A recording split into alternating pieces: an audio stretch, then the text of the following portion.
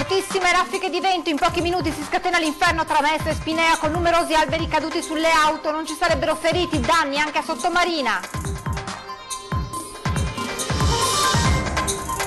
Un bambino e una maestra di una scuola elementare del distretto di Treviso colpiti da tubercolosi, test eseguito sui compagni, 20 su 21 sono risultati positivi. Vaccinazioni obbligatorie, una trentina di famiglie riducibili in Veneto ha già deciso oggi di lasciare i figli a casa da scuola, ancora qualche ora di tolleranza per chi non è in regola, poi sanzioni e sospensioni.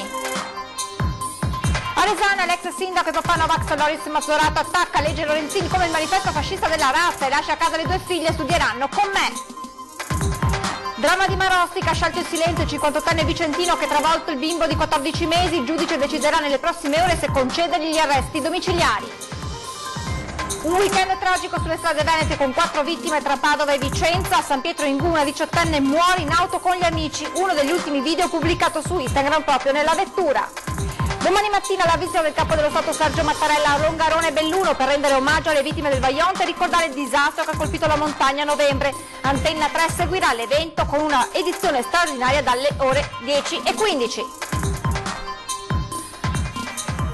Buonasera e ben ritrovati con l'edizione del Veneto dei nostri telegiornali che si apre con il maltempo che nel pomeriggio poche ore fa ha interessato soprattutto la provincia di Venezia. In poco meno di un'ora il maltempo ha creato gravi disagi e danni tra Spinea, Mestre e Sottomarina, una tromba d'aria anche a Chioggia, forti raffiche di vento. A Spinea appunto alcuni alberi sono caduti sopra una decina di auto, fortunatamente non ci sarebbero feriti.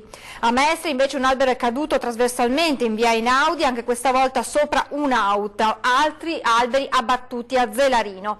Numerosi gli interventi dei vigili del fuoco, allertati soprattutto dalla terraferma da dove sono partite le richieste di soccorso. Come detto, raffiche di vento molto forti e disagi segnalate anche a Fusina. Anche in questo caso fortunatamente nessuno è rimasto ferito, ma pioggia, forte vento si sono abbattuti anche su Chioggia facendo cadere alcuni cartelloni, antenne dai tetti e rami. C'è stata, si segnala, una piccola tromba d'aria. Qualche danno infine anche a Cavarzere con la caduta di pali del telefono e alcune lamiere.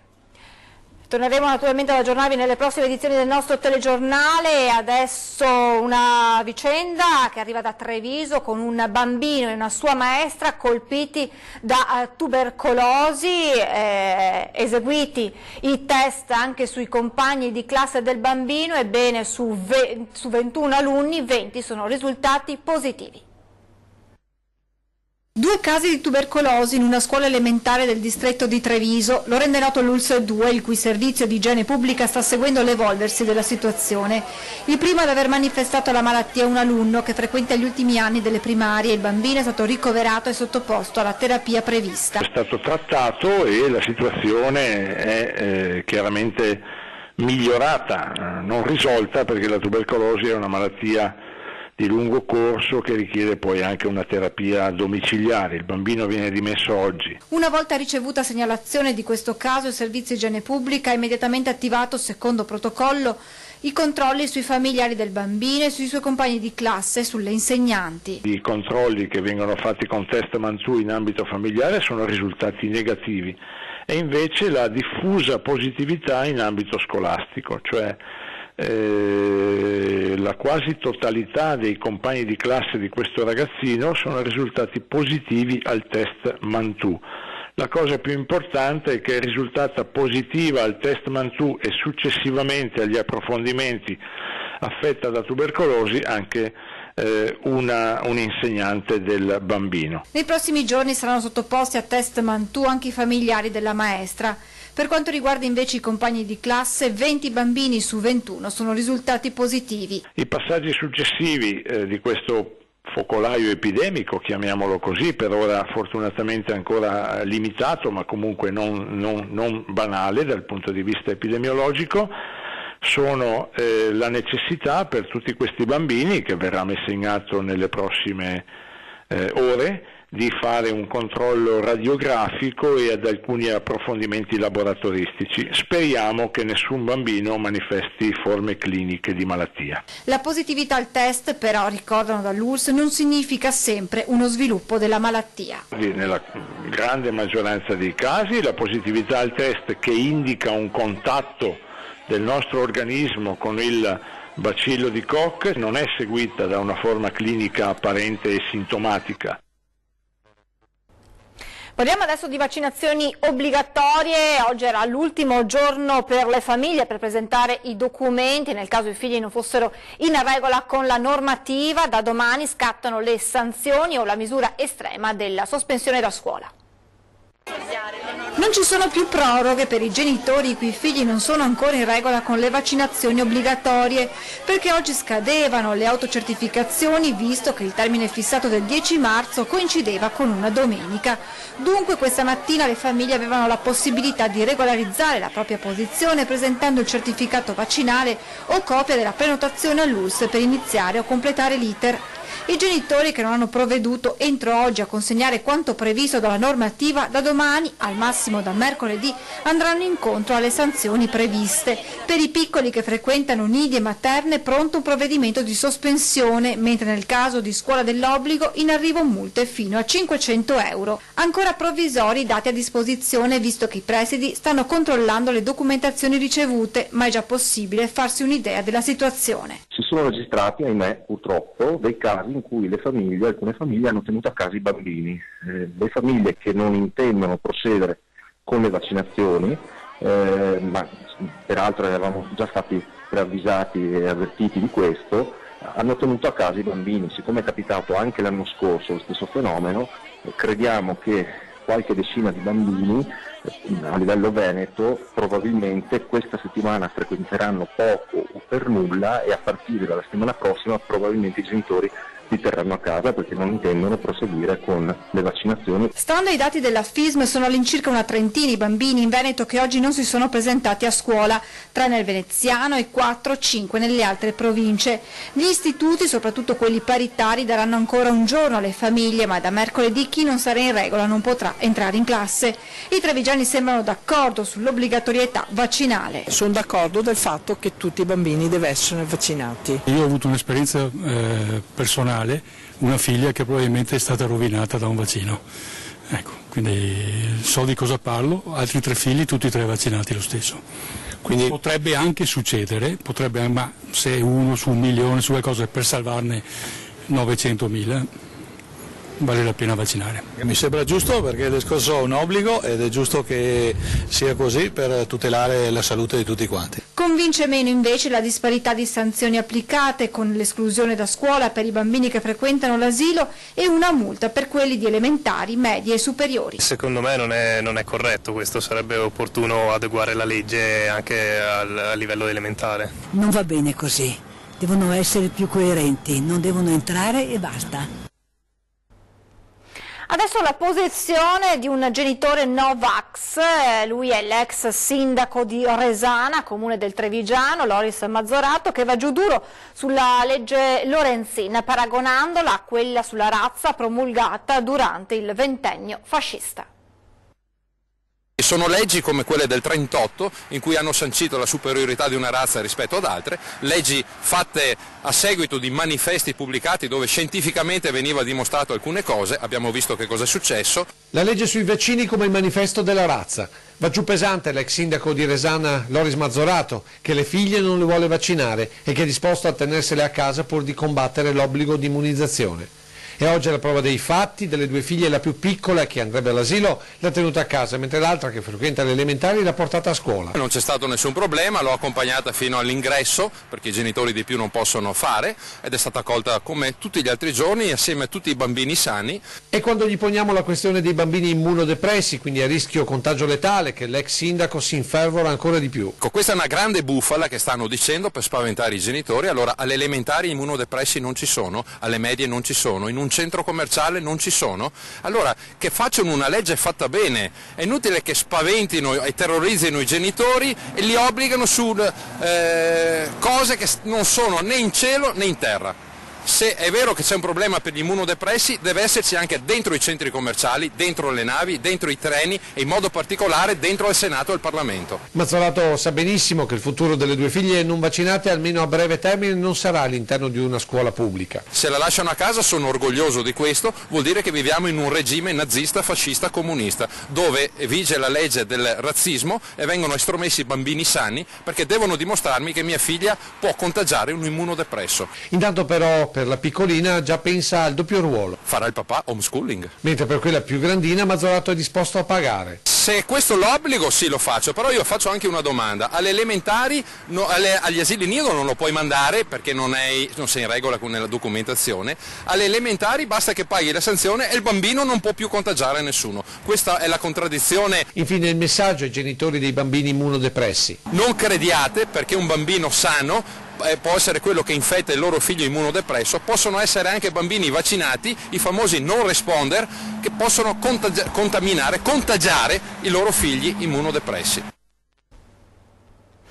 Pietro Dal Santo, il 58enne artigiano di Tiene, che venerdì sera a Marostica, ubriaco alla guida del suo camioncino, ha falciato una famiglia di origini albanesi a Marostica, ferendo gravemente un bimbo di 14 mesi, si è avvalso della facoltà di non rispondere davanti al GIP. L'uomo, rinchiuso da venerdì notte nella casa circondariale di Vicenza, era atteso questa mattina all'interrogatorio di convalida dell'arresto. Assistito dal proprio legale, l'avvocato Luca Milano, l'artigiano però ha preferito non dire nulla. Per lui il PM Barbara De Munari ha chiesto il carcere, mentre il giudice Massimo Gerace si è riservato di decidere sullo stato di libertà dell'artigiano. Non è escluso che nei suoi confronti possano essere disposti gli arresti domiciliari, ma con delle restrizioni. Intanto restano stazionarie le condizioni del bimbo e Marostica si mobilita per aiutare la famiglia. Restano stabili, seppur ancora molto gravi, le condizioni del piccolo Tiago, il bimbo che venerdì pomeriggio, mentre mangiava un gelato con mamma, papà e fratellino a Marostica, è stato travolto da un camioncino guidato da un uomo ubriaco fradicio che stava scappando alla polizia locale. Il 58enne tienese Pietro Dal Santo si trova dietro le sbarre con l'accusa di lesioni stradali gravissime in stato di ebbrezza alcolica. I familiari di Tiago si sono stretti nel più assoluto riservo, tra rabbia, tanta e dolore immenso, più che comprensibile se si pensa che è stata necessaria l'amputazione di un piedino del bambino, tenuto ancora in terapia intensiva all'ospedale di Padova, dove era stato trasportato dopo il terribile incidente. La madre, che si era gettata sul passeggino per salvare il piccolo, ha riportato la frattura di una gamba, una vicenda che ha sconvolto tutti, e l'intera comunità di Marostica ha aperto un conto corrente per raccogliere fondi per aiutare la famiglia del bimbo di 14 mesi. Aiutiamo Tiago, la causale. E a dare forza alla mamma di Tiago, un'altra mamma coraggio, Erika Molinarolo, che sta portando avanti una battaglia per il suo piccolo Joe, affetto da una grave malformazione congenita alla gamba, per cui è necessaria una costosissima operazione, l'unica chance per evitare l'amputazione. Lei immagino si senta molto vicina alla mamma di questo bimbo in questo momento. Sì, per me è una cosa assurda che al giorno d'oggi si arrivi soprattutto a questo. Però volevo un attimo dire due parole anche alla mamma di questo bambino, di non perdere la speranza, comunque di non fermarsi al fatto che il bambino abbia dovuto subire questo. Volevo dare un abbraccio fortissimo a questa mamma e un bacione immenso al bambino. Tanto conterà il fatto che la mamma farà accettare a questo bambino questo tipo di problema che purtroppo non è stato dovuto a lui e non è colpa della mamma, che probabilmente si sentirà tanto toccata da questo. Weekend di sangue sulle strade del Veneto con 4 vittime, una delle tragedie nel Vicentino a Breganze, dove poco prima delle 3 di domenica notte è morto un giovane di 17 anni in sella al proprio scooter. Andrea Novella ha perso il controllo del mezzo in una rovinosa caduta, è morto sul colpo. Le altre 3 morti in provincia di Padova. 3 drammatici incidenti stradali sulle strade padovane nel fine settimana, tutti avvenuti durante la notte tra le 23 e le 5. Il bilancio complessivo è pesante, con 3 morti e 4 feriti.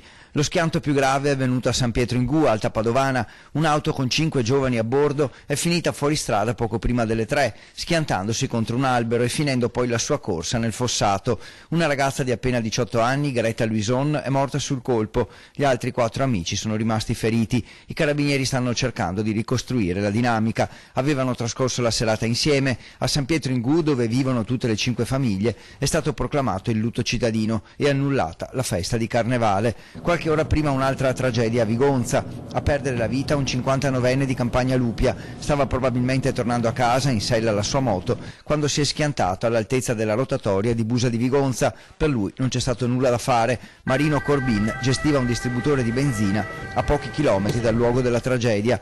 Infine a Padova, in via del Giglio, è morto un uomo di 51 anni, Ilar Armand Fouezé, del Camerun. È finito con la sua auto contro il cancello di una casa disabitata e in pratica è morto sul colpo. Un automobilista di passaggio ha segnalato la Fiat Punto incastrata nella ringhiera. Il suo M118 è accorso sul posto, ma per l'uomo non c'era più nulla da fare. Lo schianto però non sembra essere stato così violento e si fa strada anche l'ipotesi di un malore. Nessun altro veicolo è rimasto coinvolto nell'incidente.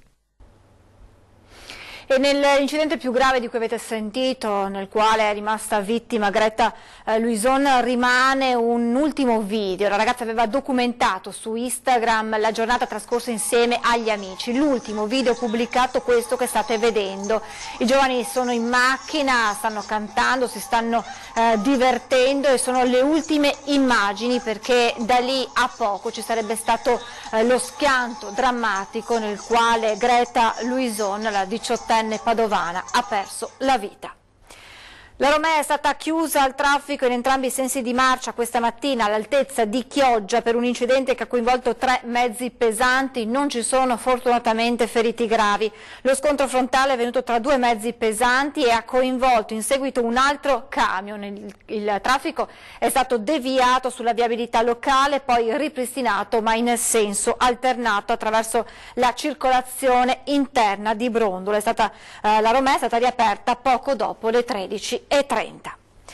Torniamo a parlare dell'operazione anticamorra che ha interessato il Veneto. Cominciano le udienze davanti al Tribunale del Riesame.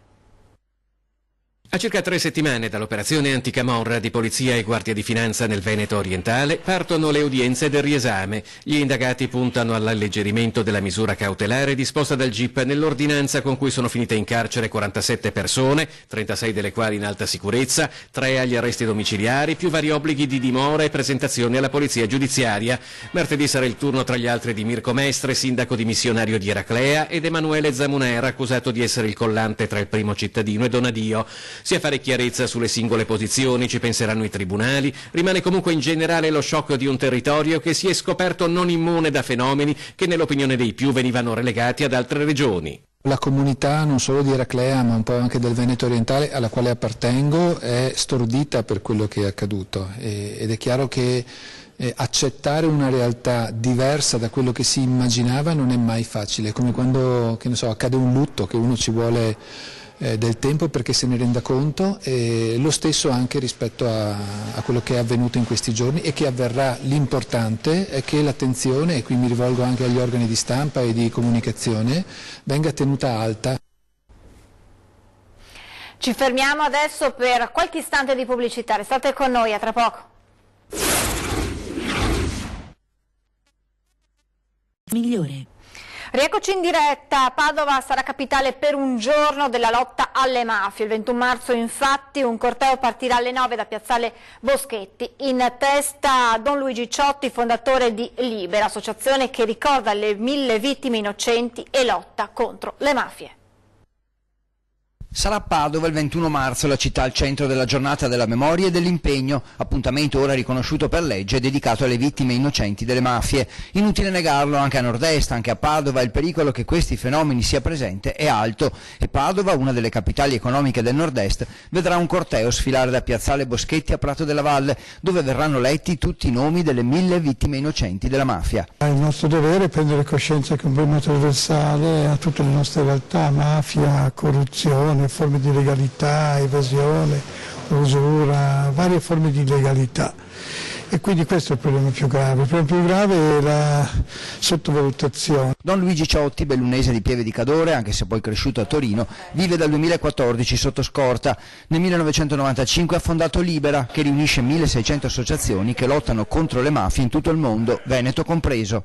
Questa è una terra che ha sempre avuto gli anticorpi, che ha sempre saputo reagire, è una terra di grandi lavoratori. Allora ci vuole in un momento come questo la lucidità da parte di tutti di assumerci di più uno scatto, perché i mafiosi ci sono. Chi è attratto dalle mafie si nasconde, diventa imprenditore, la mafia diventa più flessibile, entra in quell'area grigia tra il legale e l'illegale, difficile da individuare. Ma essere lucidi, attenti, prendere coscienza delle cose belle che questa nostra regione ha. Io sono un veneto, sono orgoglioso di essere un veneto.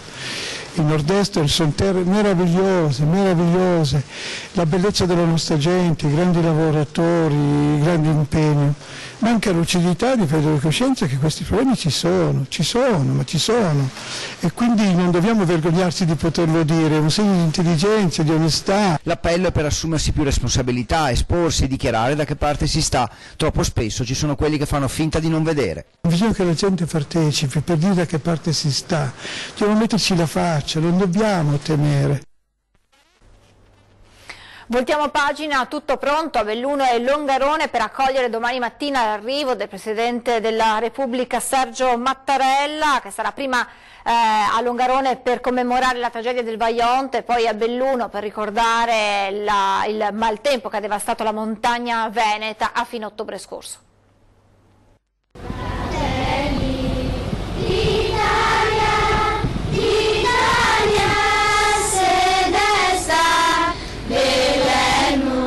La bandiera italiana tra le mani e il tricolore disegnato sul volto. I bambini del coro arcobaleno di Limana fanno le ultime prove. Saranno loro domani ad intonare le note dell'inno di Mameli davanti al capo dello Stato, Sergio Mattarella, quando raggiungerà il Teatro Comunale di Belluno. Ed è molto importante trasferire i valori ai bimbi. Attraverso questo canto i valori vengono trasmessi, i valori della patria, dell'unità. Saranno proprio i bambini e i ragazzi i protagonisti di domani. 400 gli alunni delle scuole bellunesi presenti insieme ad una rappresentanza di studenti da Roccapietore, uno dei paesi simbolo della devastazione del maltempo di fine ottobre. Credo che sia importante questa risposta della scuola e dei giovani che vogliono esserci a vedere il Presidente della Repubblica e quindi a vedere le nostre istituzioni statali nel più alto grado, e credo che sia importante per costruire quel clima di fiducia nelle istituzioni. E saranno sempre due bambini a raccontare al Presidente della Repubblica, attraverso i temi scritti a scuola, quelle ore di paura, quando il vento soffiava a 200 km all'ora e la pioggia scendeva con violenza. Racconteranno le loro montagne devastate, gli alberi che erano abituati a vedere e che all'improvviso non c'erano più.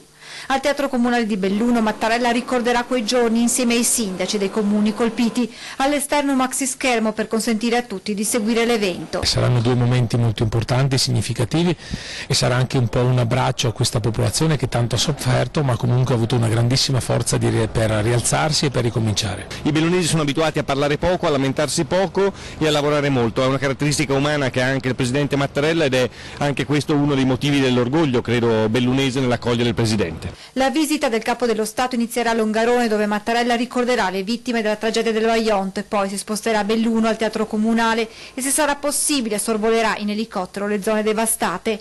L'incontro con il Presidente della Repubblica sarà l'occasione per gli amministratori locali per parlare anche di autonomia. Penso che il tema dell'autonomia e della specificità della provincia di Belluno sarà un tema che anch'io cercherò di affrontare, in cui faremo presente al Presidente quelle che sono le esigenze di questo territorio, che ha bisogno, secondo me, di assumersi delle responsabilità. Una visita, quella di Mattarella, che Antena 3 seguirà sin dall'inizio con una lunga diretta a partire dalle 10:15, condotta dal vice direttore Ferdinando Avarino, in studio con lui il direttore Luigi Bacialli. Ha lasciato il figlio in auto per andare a trovare un'amica, è successo domenica pomeriggio a Padova. Chiuso in macchina e salvato dai carabinieri. Questa la disavventura per un bimbo di 8 anni. Domenica pomeriggio in quartiere Altichiero alcuni passanti avvisano le forze dell'ordine di una macchina con un bimbo chiuso dentro. Gli uomini dell'Arma arrivano sul posto e trovano un bambino di 8 anni spaventato e in lacrime. Riescono a calmarlo e a fargli sbloccare la chiusura delle porte. Nel frattempo era stata rintracciata anche la madre, che era andata a far visita ad un'amica. La donna, scossa, si è giustificata dicendo che il figlio non voleva scendere dall'automobile. Lo ha quindi chiuso dentro per evitare che si facesse male. Una leggerezza per la donna, che però le è costata una denuncia per abbandono di minore. Il bimbo sta bene ed è tornato a casa con la madre. Siamo in chiusura, vi ricordo domani la nostra diretta per seguire la visita del Presidente Mattarella nel Bellunese a partire dalle 10:15. Questa sera invece torna puntuale 20:10, ospite in studio Giampaolo Bottaccina, assessore della Protezione Civile e Ambiente della Regione Veneto. Insieme a lui parleremo proprio della visita del Presidente nei luoghi colpiti dal maltempo e faremo il punto anche sulla situazione in quei comuni. È davvero tutto con le notizie del Veneto, ci fermiamo qui, ora previsioni del tempo, grazie per essere stati con noi, buona serata.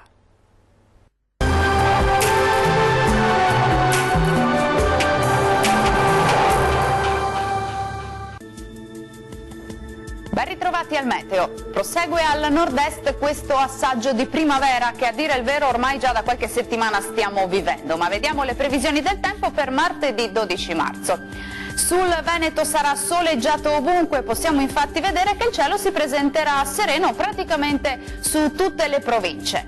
Le temperature minime saranno comprese tra -1 e 4 gradi, le massime invece oscilleranno tra gli 11 e i 14 gradi. Spostiamoci ora sul Friuli Venezia Giulia, poche novità perché anche in questo caso sarà una splendida giornata di sole, il cielo sarà sereno limpido un po' su tutti i settori. Temperature minime tra 2 e 7 gradi, massime oscillanti invece tra 11 e 14 gradi. Raggiungiamo infine il Trentino Alto Adige, anche qui avremo condizioni di bel tempo stabile, sarà infatti una giornata caratterizzata dal sole. La nostra grafica ci mostra che il cielo sarà poco nuvoloso un po' ovunque. Temperature minime comprese tra lo 0 e 1 grado, valori massimi intorno invece ai 13 gradi. Dal meteo per ora è tutto, arrivederci.